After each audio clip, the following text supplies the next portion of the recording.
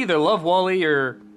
Actually, I can't think of anyone that hates WALL-E, but there are some people who are indifferent to it. Bottom line, there seems to be these two camps in terms of talking about the movie. Those who love the movie from beginning to end, and those who like the first half but don't really like the second half that much. And sad to say, I'm kind of in that second boat. I don't hate it, it's just after the first act, okay, let's go ahead and take a look at it. It's the future, and mankind has abandoned Earth. Why? Because we polluted it with so much garbage and everything else that nothing can actually live there. They started building these robots to try and clean up all the garbage, but they all eventually died out. That is except for one. That, of course, is WALL-E. Despite the fact that he's really the only survivor left on Earth, he still continues on with his everyday job. He does have a personality though, including being incredibly lonely, kind of a hopeless romantic, and an absolute fanboy for Hello Dolly. Things start to change though when another robot named Eve approaches the planet. At first, she seems very destructive, but WALL-E manages to find a way into her heart and form a strong friendship. But their friendship has to be put on hold when she discovers a plant growing. She takes this back to where mankind is now living, on a sort of space cruise where mankind has now grown very accustomed to being fat and lazy, and just letting technology do all the work for them. Look, they don't even have to use their legs anymore. WALL-E comes along, and it's a hair-raising adventure to see who can get the plan to humanity first, and show that Earth is still an inhabitable planet.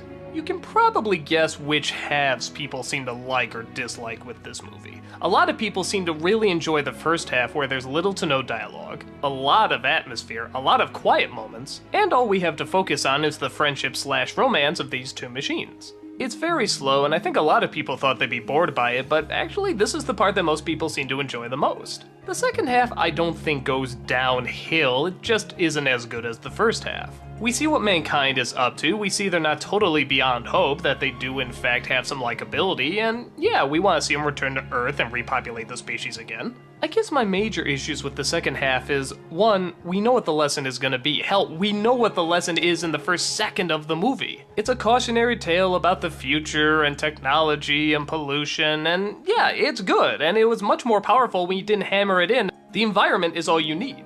My second issue is that the world that they create for humanity is not all that interesting. And I don't know why. The ship should be really cool with all the high-tech gadgets and technology and all the funny little jokes they have going on. And they're by no means awful, it's just not Pixar's A-game joke material. The humans all sort of look the same and act the same, and a lot of the other robots aren't really that memorable, and the commentary is pretty clear, and yeah, is it awful? No. I think a lot of people just thought after that first half there was something even stronger that was building up to, like an even bigger conspiracy. And there is one, sort of. The ship's computer does sort of a HAL 9000 and doesn't want humanity to return, but there's nothing that much to it.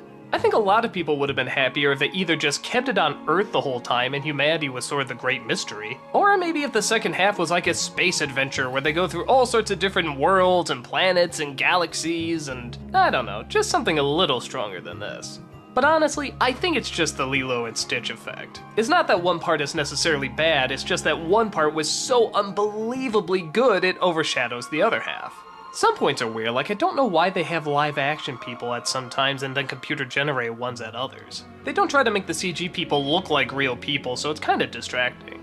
I also never got how if Eve is supposed to be the machine that goes down and tries to find life, the delicate life that she needs to protect, how come she keeps blowing up everything? Like if anything moves, she just destroys it. Isn't that kind of going against what the mission is? Well, outside of that, I think WALL-E is a very enjoyable picture. I think it could have been an unbelievable film if it kept the tone it had in the first half, but it's still smart enough, and it still has some creativity, and it still keeps your interest. So I like the film. I don't know if I see it that many times again, but I think it was enjoyable once. It has some entertaining as well as mature moments for kids, and it has some great atmosphere for adults. And in my opinion, that's more than enough to recommend it.